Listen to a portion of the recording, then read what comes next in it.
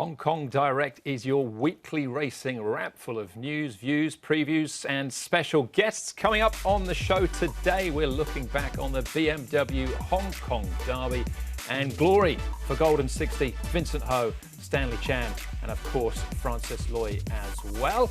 And we're also welcoming a new jockey to here in Hong Kong, and that's Antoine Hamelin. We'll be catching up with him in part two of the show. Very warm welcome. I'm Andrew Le Jeune, joined in the studio by our special guest Paul Lally this week. Paul, and just a week on from the Triple Crown, the clean sweep of the four-year-old series for Golden 60. What a day it was. Yeah, what a day it was, and what a horse he is, isn't he? He's, Rapid Dragon, the only other horse that's managed to do it, and then Golden 60 comes out and just blows him away. Best horse won on the day, but what a race. Yeah, I mean, he was odds-on favourite, so expected to win. Yeah. But Blake Shin on Player de Pointe really made a race of it. Well, exactly. I mean, the thing is, he had to really dig deep, Golden 60, and we saw all his fighting qualities. He shouldn't have won from where he was turning for home. He was wide at the back. Horse, Player de Pointe had the break on him, but he managed to fight up, and then, as good horses do, got up on the post. He certainly did, yeah. Fantastic result. It was a fantastic day. As we can relive now with Ed Sadler as he chats with Vincent just a day or two after the Derby.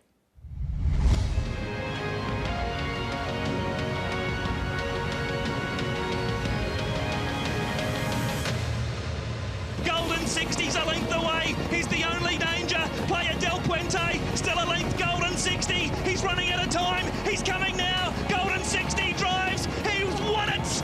Golden 60 has joined Rapid Dragon in a thrilling Derby win.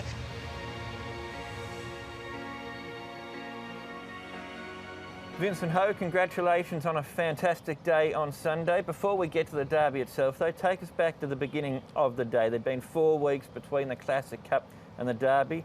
That build up to the Derby, what was it like for you? Thank you very much. Yeah, it's a great feeling, an emotional one.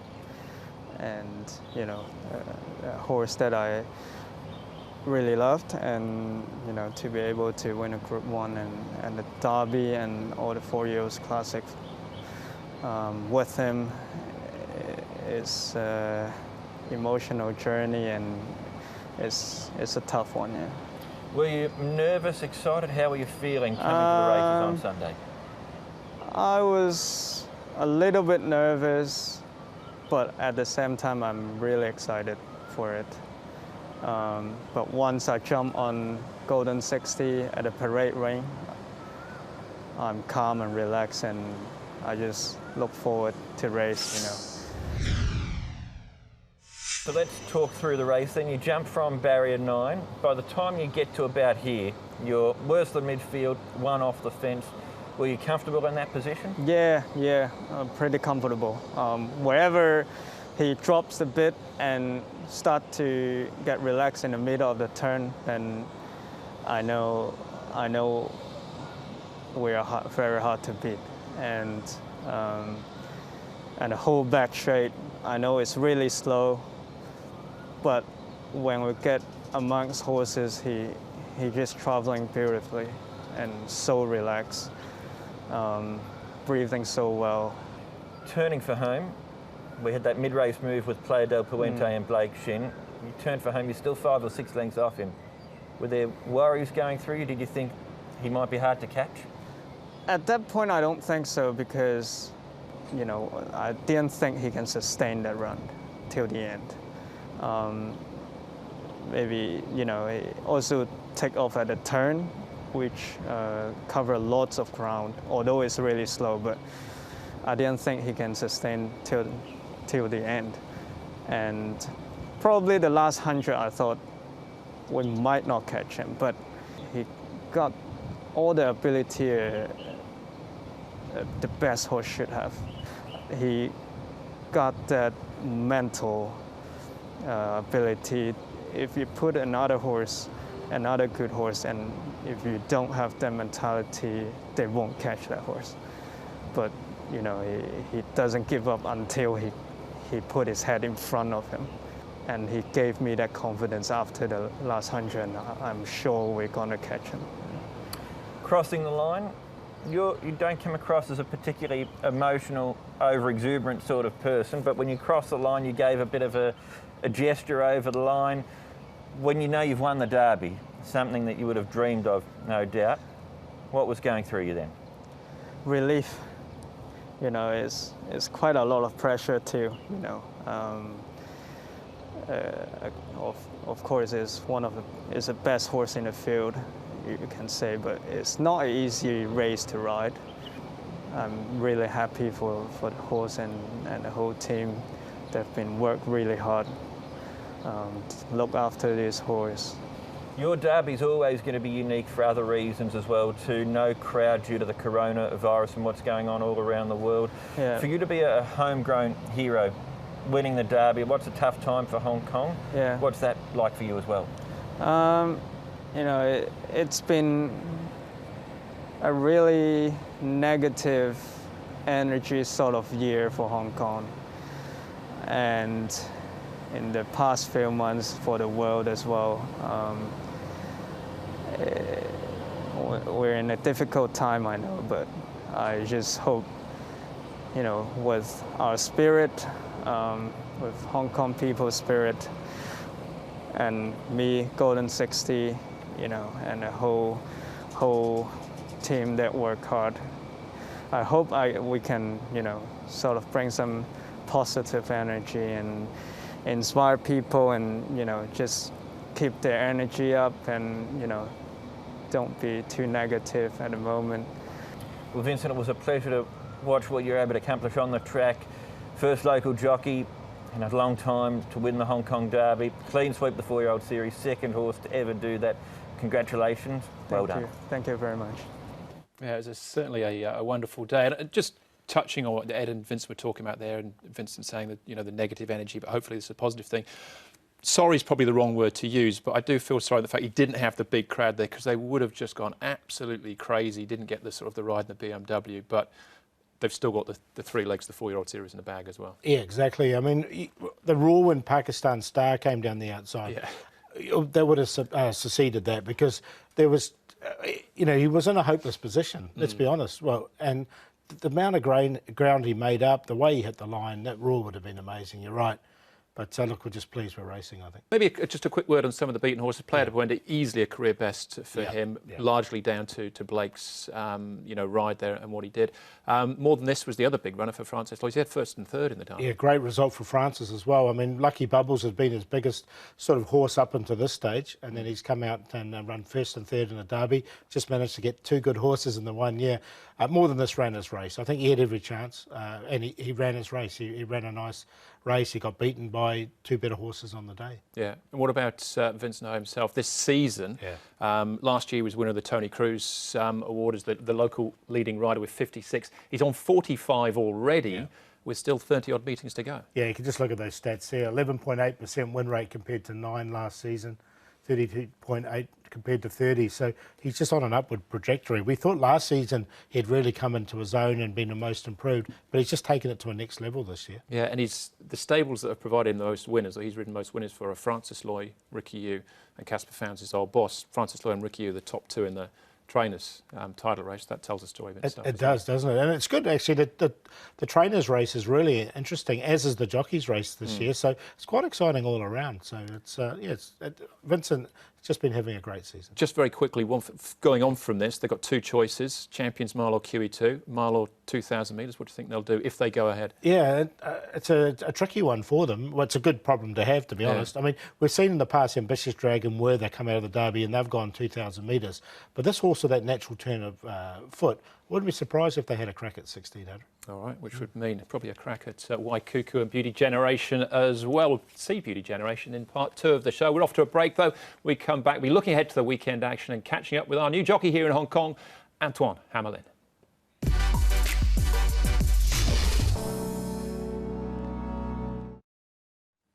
Welcome back to Hong Kong Direct. More with studio guest Paul Lally in a moment or so as we look ahead to the weekend action at Sha Tin. First up, though, we welcome a new jockey to the riding ranks here in Hong Kong. That's Antoine Hamelin. I caught up with him earlier on today. My first question to Antoine was firstly about his move here to Hong Kong and the fact that it must have been a very quick decision given the very unusual circumstances at the moment and the fact he's got to spend the next 2 weeks in quarantine. Hello. Yes, I need to take a very quick decision for come here. I have only a few days for decide, but I'm a challenger, I'm an adventurer, and it's not a problem for me to decide that. I'm very happy to be here now. And Antoine, tell us where you are right now and what do you plan to do exactly for the next 14 days? I'm in quarantine in country club house. It's perfect for me. I have a few days for prepare my head and my body. I can lose the jet lag and I can start in a great form for the first race here. And that'll be April the 8th at Happy Valley. And I'm sure you've seen the recent success of Alexis Badel as a bit of a Hong Kong regular now, and Tony Picone as well in the early part of this calendar year. Did you speak to them about their experiences of riding in Hong Kong? I can speak with more jockey come here before, like Alexis Badel, Maxime Guyon, Christophe Soumeillon, Eric Saint-Martin. He gave me a nice advice for start in a good condition and for races here. But I know a little bit the races here because it's every time a pleasure to watch on the TV the race in Hong Kong. And for anyone that doesn't know, Antoine, tell us about some of your career highlights so far. And this isn't your first visit to Hong Kong either. I have around 700 winner in my career. I ride everywhere in the world.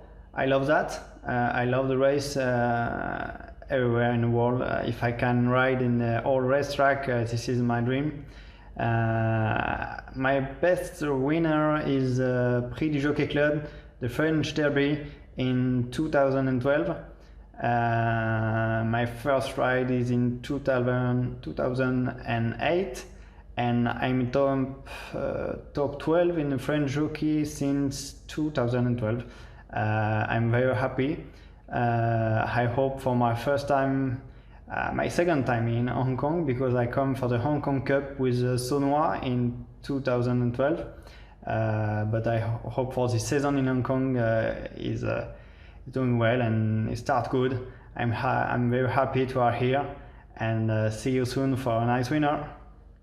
April the 8th, yes, thank you, Antoine. It's when we'll see him. So pretty much he'll be out of quarantine and straight into Happy Valley in 2 weeks' time. Yeah, basically straight into it. But he's had that 2-week gap, hasn't he? So he can acclimatise, he can watch videos. You can see all the gym equipment in the background, yeah. So he'll keep himself busy. Yeah, keep himself really busy in the meantime. So it's probably a good lead-in time, the 14 days.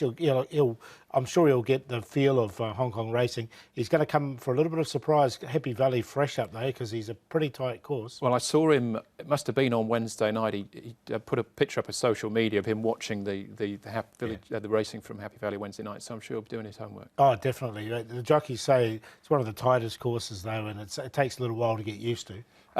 What about fitting into this late in the season? I know Alexis left recently and Tony Picone as well, but never easy to arrive at any point in time, but you'd want to make a quick impression. Yeah, definitely. And look, and Tony Picone did when he got here. He was an unknown in Hong Kong when he got here, and he made a really quick impression. If Antoine can do the same... Winner on his first day, didn't he? Yeah, exactly. If he can do something similar, then he'll be fine. There'll be no problem. He rode 71 winners last season, so he's a very good jockey. Yeah, he's up at Bees River as well, which is a jockey club facility, probably about 20 minutes, half an hour north here of Sha Tin. And I know he's not unique in the fact he's only won in self-isolation. It's probably a record in itself. Before he starts riding, he's got his name in the record book. It's the first jockey to go into quarantine. It's normally the horses we put into quarantine, but the first jockey in quarantine before he starts riding. It's changing times here, isn't it? But look, I think that's a good thing. I think, he's going to really get the chance to settle in and just hit the ground running. Yeah, and his English is very good, as well, much better than our French. That was certainly a positive as well. So we wish Antoine much success and hopefully be catching up with him in person very shortly as well. All right, looking ahead now to Sunday's programme and the final race, the Class 2 looks like a really good sprint here. Headed by California Whip, Victor Wong taking £5 off his back here. Speedy King from Barrier 4. Perfect match, first up since the end of January. He's on a hat-trick. Zach Burton jumps back in the saddle. Duke Wide, two-time course and distance winner this season behind Computer Patch over the 1,000 metres last time out. So Computer Patch back up in trip here. Matthew Chadwick in the saddle once more. Transcendent, who's a very smart course and distance winner on debut. Zach Purton rode him there. Chad Schofield takes over for the inside gate. Speed Vision up in class for his last start win at Chartin. And Grayson Mercy, getting close to a class drop here. Grayson Mercy has definitely shown ability.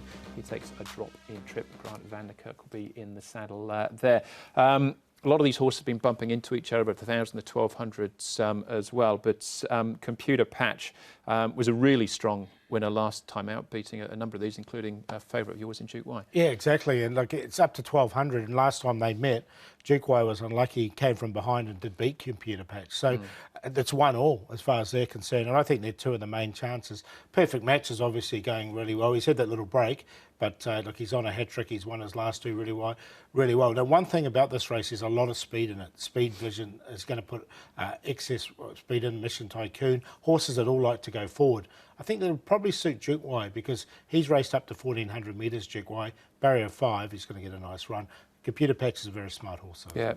Zach Purton jumping on Perfect Match. Alexi Bedell rode him for his first 2 wins, but Zach's no stranger to Perfect Match. He's ridden 3 times before for 2 wins. Really nice trial with Zach on board coming into this race. Yeah, so he's going to come in fresh. He's going to be right on the pace as well, so he's going to get his opportunity once again. So it's going to be a really good race. I mean, those two. And then you've got Transcendent, who was very impressive on debut here in Hong Kong. But you have a look at some of the horses that have come in at higher ratings before, like Werther. Werther was beaten second up. Eagle Way was beaten second up. Bit harsh on Werther. He's beaten a neck by Sun Jewelry in the Classic Cup. But like Eagle Way got beaten second up. Private Secretary, we saw him win really nicely, and he got beaten second up. So like if he does win Transcendent, he's a serious horse. Yeah, well, Chad Schofield jumps on board Transcendent because Zach was already booked for Perfect Match. There'll be a first sit on the horse from Chad Schofield, and we caught up with Chad to get his thoughts. He was very impressive at his first outing in Hong Kong. It's quite rare for horses to come and win on debut in Class 3, but he did it really well. He goes up to Class 2 now with a lightweight, and let's hope he can keep winning. Do you have any concerns about him stepping up in class fairly quickly in his Hong Kong career? Yeah, it's never easy, but he showed really good ability on debut, so his Hong Kong debut. So let's hope Tony can keep him winning. Just on Tony, is this a new alliance between the two of you? Has this been an important support to have in these last few months? Yeah, for me, certainly. He's given me some nice rides. I've had a few winners for him, Circuit 3 and Sunshine Warrior. And he's starting to throw me some really quality rides, such as Transcendent. So just got to make sure I make the opportunities count. Well, he has got the advantage of Barrier 1 this time as well. He had Barrier 12 last time, so it was a really strong win. So if nothing else, he gets a soft run early. Yeah, definitely. It's a really strong race, this one. And so it's a good measuring stick for him. If he wins this, then he's a serious horse, I think. Yeah, and runs in Eddy Wong's Exultant colours as well. What of the others that we need to take note of? Gunnison, he's never too far away. Yeah, he runs. I think he might be just a step below them, but he'll be on the pace as well. Gunnison. He's only a little horse, Gunnison, but he really tries. He's a horse you'd like to own because he tries every time. Yeah, and a horse like Shining Ace as well probably falls into that same sort of category as well. Yeah, like Shining Ace has been running really well at Happy Valley, hasn't he, leading into this? So I think this might be a little bit rich for him as well. All right, so I know you've probably been with him just about every start so far this season, which has paid dividends as well. You're sticking with him, are you? I will, because I think with all that pace in the race, he might just get the race run to suit. I think Computer Patch and Perfect Match are the ones to beat. There's no question. Those three stand out for me. But I'm going to stick with Duke Y. He's done me some good favours this season. All right, Paul O'Sullivan could have a good afternoon as well. He's got Band of Brothers going around. And Karis Teaton back in action as well. Yeah, so Karis, he'll be riding Duke Y. And, of course, it was good to see him back. It's a good ride for him to... on his return. Absolutely, it is, yeah. All right, as far as the diary is concerned, then going forward, Sunday for us back at Sha Tin, Wednesday then. So this is next 3 meetings, all at Sha Tin. We've got a dirt meeting, all-weather meeting on Wednesday night. Then return next Sunday for the Sprint Cup and Chairman's Trophy. Both run at Group 2 level. Essentially, a warm-up to a certain extent, I suppose, Paul, to the Champions Day at the end of April. Yeah, looking forward to that as well. So, yeah, we'll get a few clues leading into that, I think. But Champions Day, there's going to be some really good matchups there. Because that's the possibility. We were talking about Golden 60 before. If he goes the mile, he gets Beauty Generation and Waikuku. Really, that's the head-to-head, isn't it? Yeah, it would be. I mean, he's going to come up and have to be against the older horses now in his own age, because he's been in his own age group the last 3 starts. But he's a special horse, so He's got to take them on at some stage, so we'll see which one. If he goes 2,000, what he's got Exultant and Time Warp and Glorious Forever if they're running at the same time. So. And in the Sprint Cup, hopefully get to see the return of Athero also. That'd be good. And look, I follow the track work quite a bit, and his track work yesterday was really, really good on Tuesday anyway. Sorry, Tuesday's track work was very good. So the horse is in really good form, and Thursday's as well. So he's had plenty of work. Excellent. Looking forward to that. So a week on Sunday then for the Sprint Cup and Chairman's Trophy. Thank you, Paul. Enjoy the action this weekend. Yeah, looking forward to it. All right. Well, that's the show. Thanks for watching. In light of that, those group races coming up a week on Sunday, we're going to look back on last year's Chairman's Trophy. This is Beauty Generation, of course, at 1.2, absolutely bossing his rivals under Zach Purton. Enjoy this. We'll see you again on Sunday. We'll bring all the action from Hong Kong direct to you. Set, ready, racing. Beauty Generation stepped away, nice enough. Mission Tycoon to his outside is pressing forward along with Beauty Generation, and they're going to cross down to the rail and take up 1-2 positions. There's no annoyance factor at this stage from Mission Tycoon. Dropping into third, a lovely spot is Conti on the inside of Singapore Sling. Two back then, Pakistan Star, travelling a little keen on the outside of Rise High at the 1,200 metres. Two further back to Nozo, third last.